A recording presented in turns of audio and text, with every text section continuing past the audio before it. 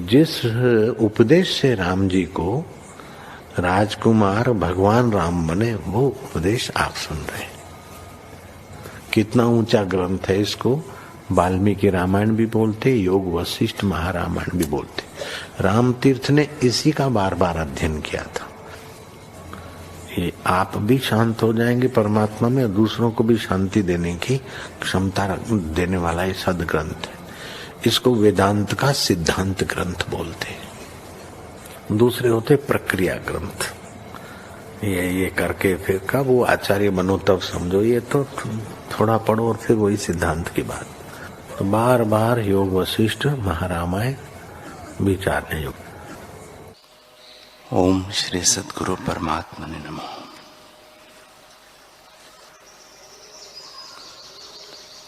श्री वशिष्ठ जी बोले, हे रामचंद्र जी, जिस पुरुष ने आत्म विचार में बुद्धि लगाई है वह तर जाता है, अन्यथा कोई नहीं तर सकता। जिसको आत्म अभ्यास दृढ़ हुआ है वह तर सकता है।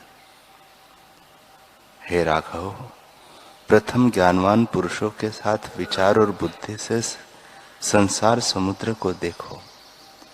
जब तुम इसको ज्यों का त्यों जानोगे तब विलास और क्रीड़ा करने योग्य होंगे। हे रामचंद्र जी, तुम तो भगवान हो, प्रबोध संसार समुद्र से तर जाओ। तुम तो समर्थ हो, तुम्हारे पीछे और तुम्हारे स्वभाव को विचार के और भी संसार समुद्र से तर जाएंगे। इससे शुभ मार्ग को त्याग कर विषय मार्ग की ओर जाते हैं, वे संसार समुद्र में डूबे हैं। हे रामचंद्र जी, जो विषय भोग है वे विष रूप है।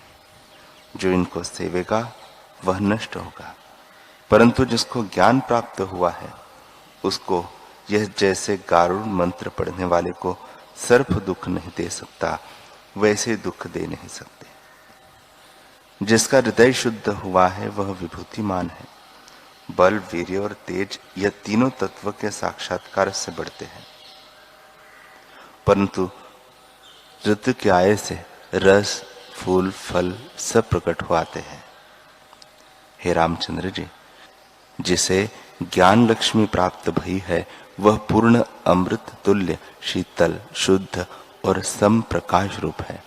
इस लक्ष्मी को पाकर विदित वेद में स्थित हो रहते हैं। ओम श्री सद्गुरु परमात्मा ने नमः। वशिष्ठ जी बोले, हे राम जी, जिसने उत्तम पद का आश्रय किया है, ऐसे जीवन मुक्त पुरुष का कुंभार के चक्र की नाई प्रारब्ध शेष रहा है। वह पुरुष शरीर रूपी नगर में राज्य करता है और लेपायमान नहीं होता। उसको भोग और मोक्ष दोनों सिद्ध होते हैं। जैसे इंद्र का वन सुख रूप है, तैसे ही उसका शरीर रूपी नगर सुख रूप होता है। शरीर के सुख से वह सुखी नहीं होता और दुख से दुखी नहीं होता, अपने स्वरूप में स्थित रहता है। हे राम जी, ज्ञानी का शरीर रूपी नगर रमणीय होता है और सर्व गुण संयुक्त ज्ञानवानों को अनंत आनंद विलास दिखता है। जैसे सूर्य प्रकाश को उदय करता है, उस शरीर रूपी नगर में गांठें ईंटें हैं, रुधिर और मांस गारा है, अस्थि थंब हैं, किवाड़ पट हैं, रोम वनस्पति हैं, उदर खाई है, छाती चाक है, नव द्वार हैं और उनमें नेत्र झरोके हैं। उन द्वारों से त्रिलोकी का प्रकाश होता है। हाथ गली हैं जिनसे लेता देता है, मुख बड़ी कंदरा है, ग्रीवा और शीश बड़े मंदिर हैं, और रेखा माला है जो भिन्न भिन्न लगी हुई हैं। ऐसा शरीर रूपी पुर ज्ञानवान को महासुख का निमित्त है और सौभाग्य सुंदर रूप है। उस शरीर के सुख दुख से ज्ञानवान सुखी दुखी नहीं होता। हे राम जी, जो अज्ञानी हैं उनको शरीर रूपी नगर अनंत दुख का भंडार है, क्योंकि अज्ञान से वे शरीर के नष्ट हुए को आपको नष्ट हुआ मानते हैं और ज्ञानवान इसके नाश हुए अपना नाश नहीं मानते। वे जब तक रहते हैं तब तक शब्द स्पर्श रूप रस गंध इनको ग्रहण करते हैं। वे इष्ट रूप हो के भासते हैं और शरीर रूपी नगर में भ्रम से रहित निष्कंटक राज्य करते हैं। वे लोभ से रहित हैं, इस कारण शत्रु नहीं लेते और उनको अपने स्थान में आने नहीं देते। वे शत्रु काम क्रोध मान मोहादिक अज्ञान रूप हैं, उनमें वे आप प्रवेश नहीं करते और अपने देश में उनको आने नहीं देते। सावधान ही रहते हैं। उनके देश उदारता धीरज संतोष वैराग्य समता मित्रता मुदिता और उपेक्षा हैं। उनमें अज्ञान नहीं प्रवेश करने पाता और आप ध्यान रूपी नगर में रहता है। सत्यता और एकता दोनों स्त्रियों को साथ रखता है और उनसे सदा शोभायमान रहता है। जैसे चंद्रमा चित्रा और विशाखा दोनों स्त्रियों से शोभता है, तैसे ही ज्ञानवान सत्यता और एकता से शोभता है। ओम श्री सद्गुरु परमात्मने नमः। श्री वशिष्ठ जी बोले, हे राम जी, जिसमें दृष्टा दर्शन और दृश्य तीनों प्रतिबिंबित हैं और आकाश रूप है, ऐसी सत्ता परमात्मा का रूप है, जो स्थावर में स्थावर भाव और चेतन में चेतन भाव से व्याप रहा है और मन बुद्धि इंद्रियां जिसको नहीं पा सकती, ऐसी सत्ता परमात्मा का रूप है। हे राम जी, ब्रह्मा विष्णु और रुद्र का जहाँ अभाव हो जाता है, उसके पीछे जो शेष रहता है और जिसमें कोई विकल्प नहीं, ऐसी अचेत चिन्मात्र सत्ता परमात्मा का रूप है। इतना सुन राम जी बोले, भगवान, यह दृश्य जो स्पष्ट भासता है, सो महाप्रलय में कहाँ जाता है? वशिष्ठ जी बोले, हे राम जी, बंध्या स्त्री का पुत्र कहाँ से आता है और कहाँ जाता है, और आकाश का वन कहाँ से आता है और कहाँ जाता है? जैसे आकाश का वन है, वैसे ही यह जगत है। फिर राम जी ने पूछा, हे मुनीश्वर, बंध्या का पुत्र और आकाश का वन तो तीनों काल में नहीं होता, शब्द मात्र है और उपजा कुछ नहीं, पर यह जगत तो स्पष्ट भासता है। बंध्या के पुत्र के समान कैसे हों? वशिष्ठ जी बोले, हे राम जी, जैसे बंध्या का पुत्र और आकाश का वन उपजा नहीं, वैसे ही यह जगत भी उपजा नहीं। जैसे संकल्पपुर होता है और जैसे स्वप्न नगर प्रत्यक्ष भासता है और आकाश रूप है, इनमें से कोई पदार्थ सत्य नहीं, वैसे ही यह जगत भी आकाश रूप है और कुछ उपजा नहीं। जैसे जल में तरंग काजल और श्यामता में, अग्नि और उष्णता में, चंद्रमा और शीतलता में, वायु और स्पंद में, आकाश और शून्यता में भेद नहीं, वैसे ही ब्रह्म और जगत में कुछ भेद नहीं, सदा अपने स्वभाव में स्थित है। हे राम जी, जगत कुछ बना नहीं, आत्म सत्ता ही अपने आप में स्थित है और उसमें अज्ञान से जगत भासता है। जैसे आकाश में दूसरा चंद्रमा, मरुस्थल में जल और आकाश में तरुबरे भासते हैं, वैसे ही आत्मा में अज्ञान से जगत भासता है। हरि ओम।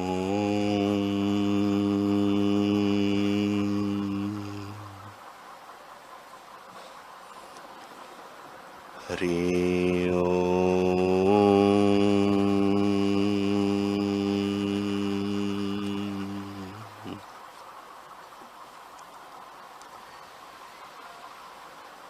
हरि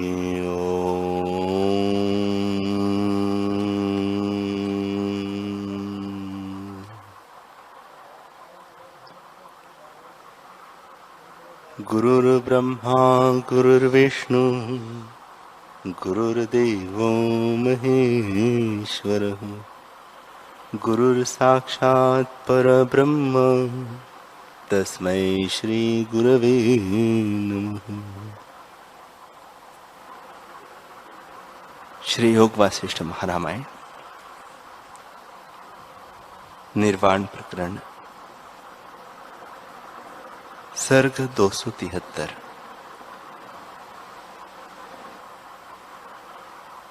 श्री राम जी बोले, हे मुनीश्वर,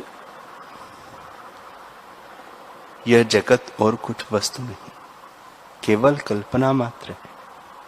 जैसे जैसे आत्मा में संकल्प दृढ़ होता है, वैसे ही वैसे जगत भासित होता है। जैसे जो पुरुष स्वर्ग में बैठा हो, उसके हृदय में यदि कोई चिंता उपजे तो उसको स्वर्ग भी नरक रूप हो जाता है, क्योंकि भावना नरक की होती है। हे भगवान, यह जगत केवल वासना मात्र है। आत्मा में जगत कुछ आरंभ परिणाम से नहीं बना। यह जगत केवल चित्त में है। जैसे पत्थर की शिला में शिल्पी पुतलियों की कल्पना करता है, सो जैसी कल्पना है वैसे ही भासित होती है, शिला से भिन्न कुछ नहीं। वैसे ही आत्मा में चित्त ने जगत के पदार्थ रचे हैं। जैसी जैसी भावना करता है वैसी ही वैसी यह देखता है। आत्मा में जगत न हुआ है और न आगे होगा। ब्रह्म सत्ता केवल अपने आप में स्थित है। वह स्वच्छ अद्वैत परम मौन रूप तथा द्वैत और एक की कल्पना से रहित है और मुनीश्वरों से सेवनीय है। ऐसा पद मैंने पाया है। अब मैं अपने आप में स्थित और सब दुखों से रहित हूं।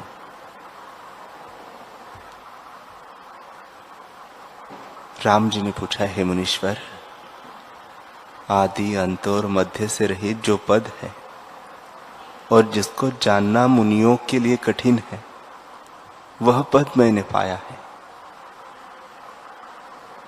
एक और द्वैत की कल्पना जो शास्त्रों और वेदों में कही है, वह मेरी मिट गई है। अब मैं परम शांत होकर निशंक हुआ हूं। मुझको कोई दुख नहीं रहा। सब जगत मुझे आत्मरूप ही दिखता है। हे भगवान, अब मैंने जाना कि न कोई अविद्या है न विद्या है, न सुख है और न दुख है। मैं सर्वदा अपने आत्मपद में स्थित हूं। मैंने पाने योग्य पद पाया है जो पहले भी प्राप्त था। जो कहते हैं कि हम उस पद को नहीं जानते, उनको भी वह प्राप्त है, परंतु वे अज्ञान से नहीं जानते। वह पद और किसी उपाय से नहीं जाना जा सकता, अपने आप जाना जाता है। यह भी नहीं है कि किसी साधन से जानिए और जानने योग्य और हो। वह तो आप ही बोध रूप है। न कोई भ्रांति है न जगत है, सब आत्मा ही है। हे मुनीश्वर, अज्ञान और ज्ञान में भी ऐसे है जैसे स्वप्न की सृष्टि हो। जैसे उसमें अंधकार दिखता है, उसका तब नाश होता है जब सूर्योदय हो। जब स्वप्न से जाग उठे तब न अंधकार रहता है और न प्रकाश ही रहता है। वैसे ही आत्मपद में जागने से ज्ञान और अज्ञान दोनों का अभाव हो जाता है और द्वितीय की कल्पना मिट जाती है।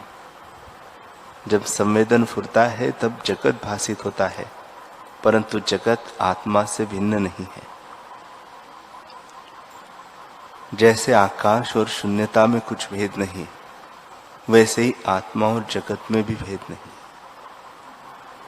जैसे शिला का भीतर जड़ीभूत होता है, वैसे ही आत्मा का रूप जगत है। जैसे जल और तरंग में भेद नहीं, वैसे ही आत्मा और जगत अभिन्न रूप है।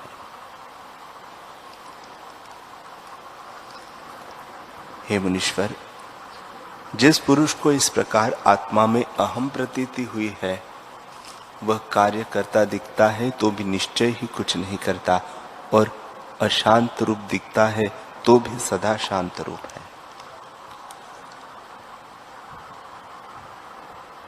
हे मुनीश्वर, अज्ञान मध्याह्न का सूर्य है और जगत की सत्यता दीन है। जगत के भाव अभाव पदार्थ उसका प्रकाश है और तृष्णा मरुस्थल है जिसमें अज्ञानी जीव पथिक है। उनको यह दिन और मार्ग निवृत्त नहीं होता। जो ज्ञानवान स्वभाव में स्थित है, उनको न संसार का सत्यता रूपी दिन भासित होता है और न तृष्णा रूपी मरुस्थल दिखता है। वे संसार की ओर से सो रहे हैं। ऐसी अद्वैत सत्ता उनको प्राप्त हुई है जहां सत्य और असत्य दोनों नहीं है। इस कारण उन्हें जगत की कल्पना नहीं भासित होती है। हे मुनीश्वर, अब मैं जागा हूं और सब जगत मुझको अपना ही दिखता है। मैं निर्वाण रूप, निराकार, निरीक्षक और स्वभाव सत्ता रूप हूं। अब मुझको कोई दुख नहीं है। हे मुनीश्वर, उस पद को मैंने पाया है जिसके पाने से तृष्णा कभी नहीं उपजती। जैसे पाषाण की शिला में प्राण नहीं जगते, वैसे ही मुझ में तृष्णा नहीं जगती। मुझको सब आत्मरूप ही भासित होता है। यह जो जीव है उसमें जीवत्व कुछ नहीं है। जीवत्व भ्रांति सिद्ध है। सब आत्म स्वरूप है। मुझको तो निरालंब सत्ता अपनी ही भासित होती है। राम जी ने पूछा, हे मुनीश्वर, आत्मा में अनंत सृष्टि उपजती है। जैसे मेघ की बूंदों की गिनती नहीं होती, वैसे ही परमात्मा में सृष्टियों की गिनती नहीं हो सकती। जैसे एक रत्न की असंख्य किरणें होती है, वैसे ही परमात्मा में असंख्य सृष्टियां हैं। कई परस्पर मिलती और कई नहीं मिलती, परंतु स्वरूप से सब एक रूप है। जैसे समुद्र में लहरें उठती है तो उनमें कई नूतन भिन्न भिन्न प्रकार होते हैं और उससे उठती है। कई परस्पर सदृश ज्ञात होती है और कई नहीं होती। और जैसे एक ही ज्वाला के बहुत दीपक होते हैं, उनमें कोई अन्योन्य परस्पर मिलते हैं, कोई नहीं भी मिलते, पर स्वरूप से सब एक रूप है। वैसे ही आत्मा में अनंत जगत फुरते हैं, परंतु सब परस्पर एक रूप है। यदि नाना प्रकार का जगत देख पड़ा तो उसमें वही रूप हुआ और कोई कारण तो नहीं है। जैसे शून्य के आदि में निराकार सत्ता होती है और उसी से सूर्य आदि प्रकट होते हैं, सो वे भी वही रूप प्रकट भासित होते हैं, परंतु निराकार होते हैं। वैसे यह जगत भी अकारण निराकार है। हे मुनीश्वर, अब मैंने ज्यों का त्यों जाना है। जैसे स्वप्न में मरे हुए बोलते हैं, जीते हुए मृतक देख पड़ते हैं और सब पदार्थ विपरीत भासित होते हैं, परंतु जब जाग उठे तब सब ज्यों के त्यों दिखते हैं, वैसे ही मैं जाग उठा हूं।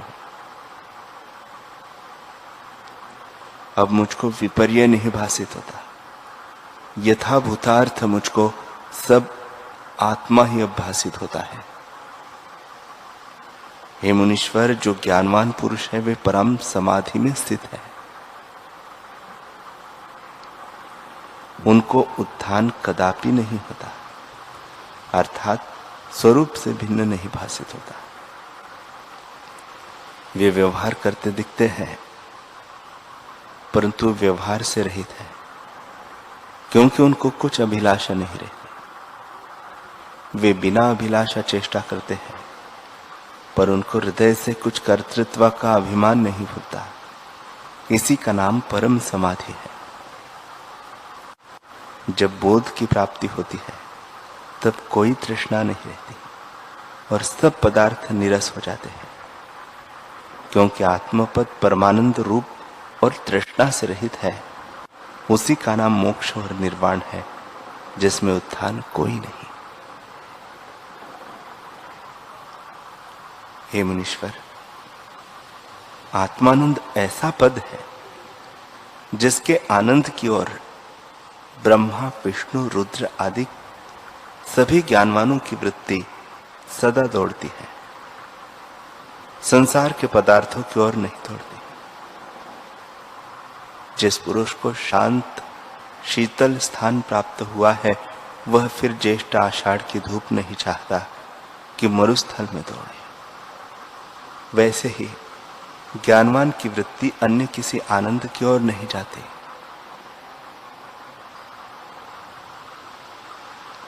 हे मुनीश्वर, मैंने निश्चय किया है कि तृष्णा का सा ताप कोई नहीं और अतृष्णा की सी शांति कोई नहीं। यदि कोई पुरुष परमेश्वर परम ऐश्वर्य को प्राप्त हुआ हो, पर उसके हृदय में तृष्णा जलती हो, तो वह कृपण, दरिद्री और आपदा का घर है।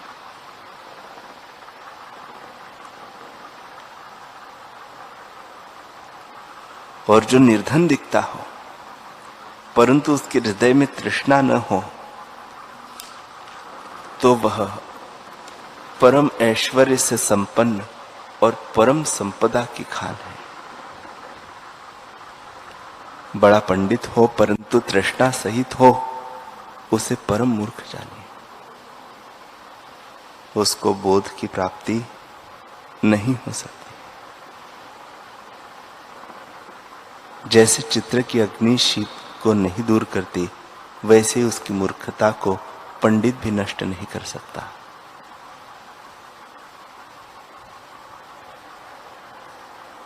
हे मुनीश्वर, सहस्त्रों में कोई विरला पुरुष तृष्णा से रहित होता है।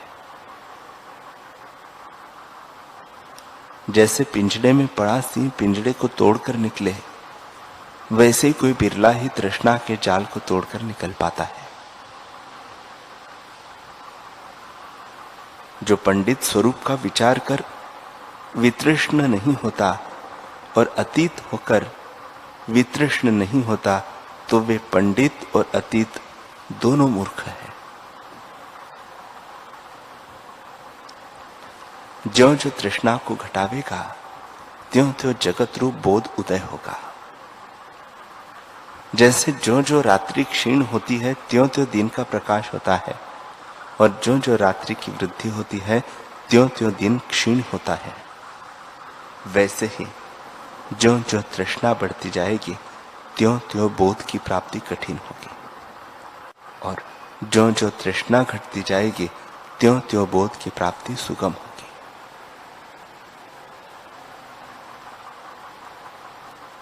हे मुनीश्वर, अब मैं उस पद को प्राप्त हुआ हूं जो अच्युत, निराकार और द्वैत था, एक की कल्पना से रहित उस पद को मैंने आत्मरूप जाना है और अब मैं निशंक हुआ हूं। जिस पद के पाने से कोई इच्छा नहीं रहती, वही परमानंद रूप आत्म पद है। श्री वशिष्ठ जी बोले, हे रामचंद्र जी, बड़ा कल्याण हुआ है जो तुम आत्मज्ञान पाकर जागे हो। ऐसे परम पावन वचन तुमने कहे हैं जिनको सुनने से पाप का नाश होता है। ये वचन अज्ञान रूपी अंधकार के नाशक सूर्य है और तन मन के ताप का नाश करने वाली चंद्रमा की किरणें हैं। हे रामचंद्र जी, जो पुरुष अपने स्वभाव में स्थित है, उनकी व्यवहार और समाधि में एक ही दशा होती है। वे अनेक प्रकार की चेष्टा करते भी देख पड़ते हैं, परंतु उनके निश्चय में कर्तृत्व का अभिमान नहीं जगता। वे सदा परम ध्यान में स्थित है। जैसे पत्थर की शिला में स्पंदन नहीं जगता, वैसे ही उनको कुछ कर्तृत्व बुद्धि नहीं उपजती, क्योंकि उनके हृदय में देह अभिमान नहीं रहता और वे चिन्मात्र स्वरूप में स्थित हुए हैं।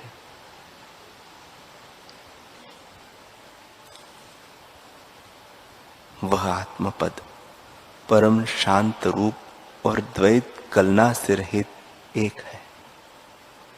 ऐसा जो पद है उसे ज्ञानवान आत्मज्ञान से जानता है। इसी को निर्वाण और इसी को मोक्ष कहते हैं। हे रामचंद्र जी, ऐसा जो पद है उसमें मैं सदा स्थित हूं। ब्रह्मा विष्णु आदि जो ज्ञानवान है, वे भी उसी पद में स्थित है। वे नाना प्रकार की चेष्टा करते दिखते हैं, परंतु सदा शांत रूप है। उनको क्रिया और समाधि में एक ही आत्मपद का निश्चय रहता है। जैसे वायु स्पंदन और निस्पंदन में एक ही है और जल और तरंग ठहरने में एक ही है, वैसे ही ज्ञानी दोनों में सम है। जैसे आकाश और शून्यता में भेद नहीं, वैसे ही आत्मा और जगत में भी भेद नहीं है।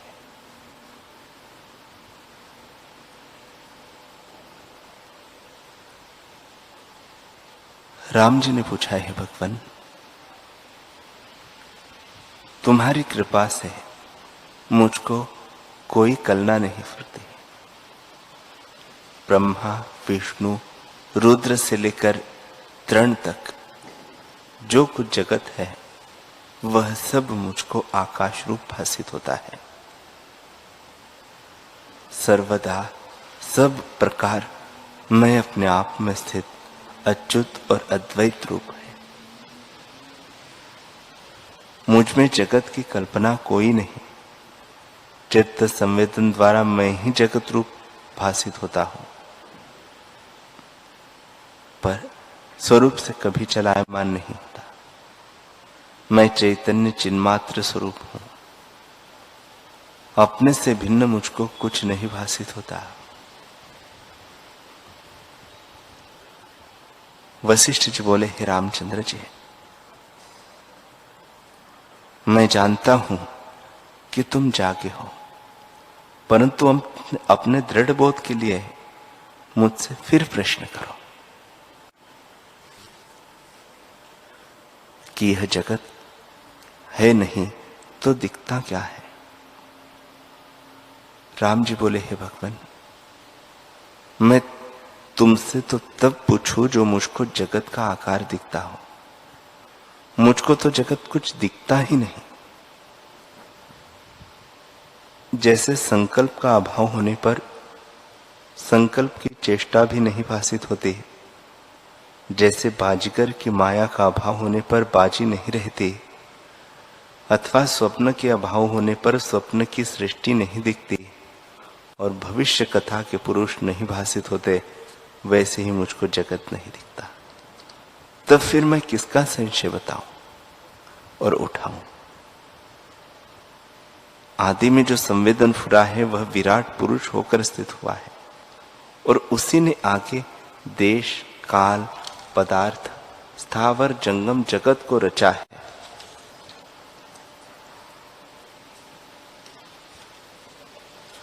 उसी के समष्टि शरीर का नाम विराट है। जैसे स्वप्न का पदार्थ हो, वैसे ही यह विराट पुरुष आकाश रूप है।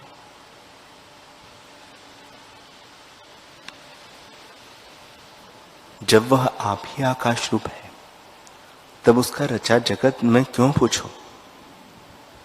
जैसे स्वप्न की मृत्यु का आकाश रूप है, अर्थात जो उपजी ही अनउपजी है, तो उसके पौत्रों को मैं क्यों पूछूं?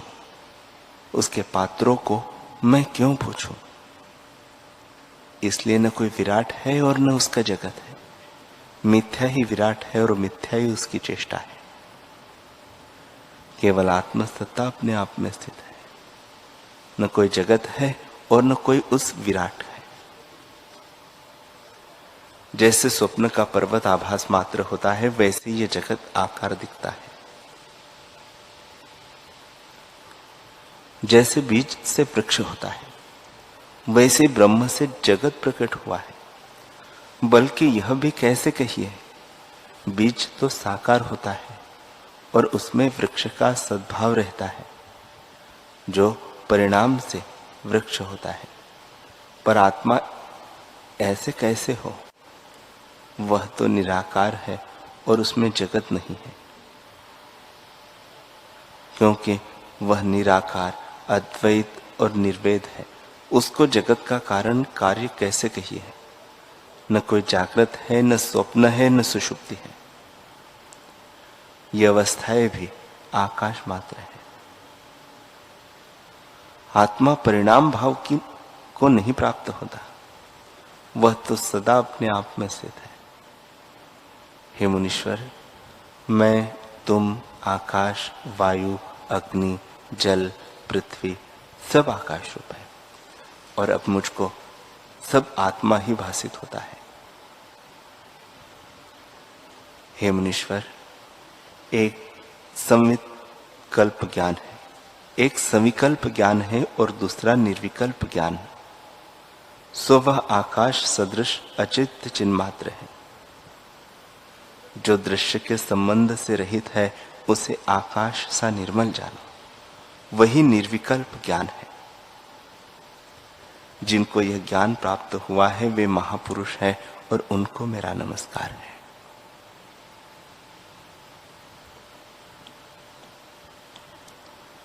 और जिनको दृश्य का संयोग है, वे सविकल्प ज्ञानी है। वे संसारी है और उनकी विषमता सहित जगत, उनको विषमता सहित जगत भिन्न भिन्न दिखता है, परंतु तो भी भिन्न भिन्न कुछ नहीं। जैसे समुद्र में नाना प्रकार के तरंग उठते हैं, वे सभी जल स्वरूप होते हैं, वैसे भिन्न भिन्न जीव और उनका ज्ञान है, तो भी मुझको अपना ही रूप भासित होता है। जैसे अवयवी को सब अवयव अपने ही लगते हैं, वैसे ही सब जगत मुझको अपना ही केवल अद्वैत रूप भासित होता है और जगत की कोई कल्पना नहीं फुरती। जैसे स्वप्न से जागे को स्वप्न की सृष्टि नहीं फुरती, कल्पना से रहित आप ही अद्वैत भासित होता है, वैसे ही मुझको जगत कल्पना से रहित भासित होता है। हे मुनीश्वर, निगम आदि जो शास्त्र में उनका उल्लंघन कर मैंने ये वचन कहे हैं, परंतु जो मेरे हृदय में है वही कहा है। जो कुछ हृदय में होता है वही बाहर वाणी से कहा जाता है। जैसे जो बीज बोया है उसी का अंकुर निकलता है, बीज के बिना अंकुर नहीं निकलता, वैसे ही जो कुछ मेरे हृदय में है वही वाणी से कहता हूं। यह विद्या सब प्रमाणों से सिद्ध है। हे मुनीश्वर, जिसको यह दशा प्राप्त है वही इसे जानता है और कोई नहीं जान सकता।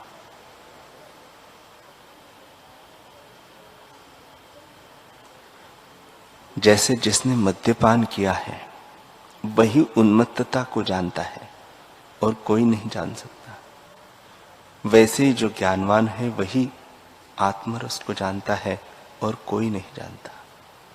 उस आत्मरस के पाने से फिर कोई कल्पना नहीं रहती। हे मुनीश्वर, मैं आत्मा, अजन्मा, अविनाशी और परम शांत रूप हूं। उभय एक की कल्पना से रहित अचेत चिन्मात्र हूं। जगत रूप हुए की तरह भी मैं भासित होता हूं, पर निराभास हूं। मुझ में आभास की कोई वस्तु नहीं, क्योंकि निराकार हूं। इस प्रकार मैंने अपने को यथार्थ चिन्मात्र जाना है।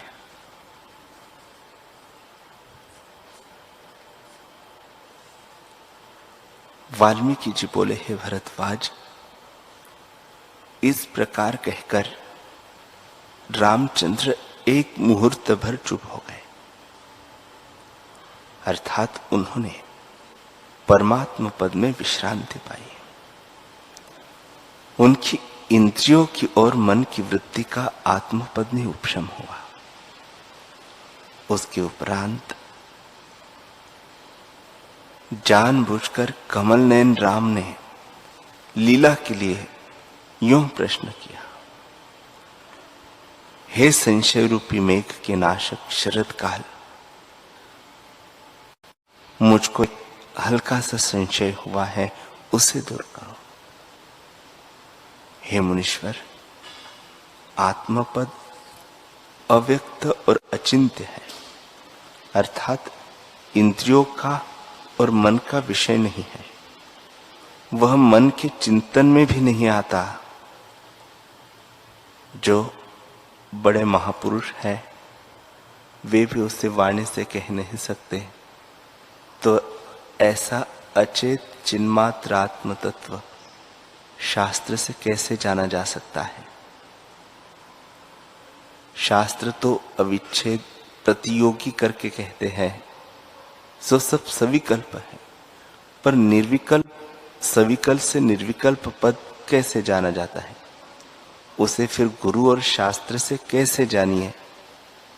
विकल्प रूप शास्त्र है, उनमें भी सार अर्थ मिलता है, परंतु विकल्प परिच्छेद प्रतियोगी जो उसके साथ है उससे सर्वात्म होकर जानिए, उसे सर्वात्मा होकर क्यों कर जानिए। श्री वशिष्ठ जी बोले, हे रामचंद्र जी, वह न गुरु और शास्त्र से जाना जाता है और न गुरु और शास्त्र के बिना भी जाना जाता है। हे राम, नाना प्रकार के जो विकल्प रूप शास्त्र है उनसे निर्विकल्प रूप कैसे जाना जाए, सो यह भी सुनो। हे राघव, व्यवधान देश के कीटक जाति के कुछ लोग थे जो गृहस्थी में रहते थे। निदान एक समय उन पर आपदा पड़ी और वे चिंता से दुर्बल होने लगे। उन्हें भोजन भी न जुड़ता। जैसे वसंत ऋतु की मंजरी ज्येष्ठ आषाढ़ की धूप में सूख जाती है, जैसे जल से निकला कमल सूख जाता है, वैसे ही कीटक संपदा रूपी जल से निकलकर आपदा रूपी धूप से सूख गए। तब उन्होंने विचार किया कि किसी प्रकार हमारा पेट भरे, इसलिए हम वन में जाकर लकड़ी चुने जिससे हमारा कष्ट दूर हो। हरि ओम।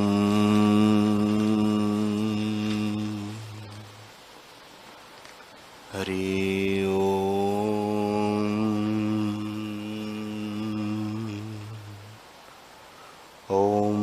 सहनावतु सहनौ भुनक्तु सह वीर्यं करवावहै तेजस्विनावधीतमस्तु मा विद्विषावहै।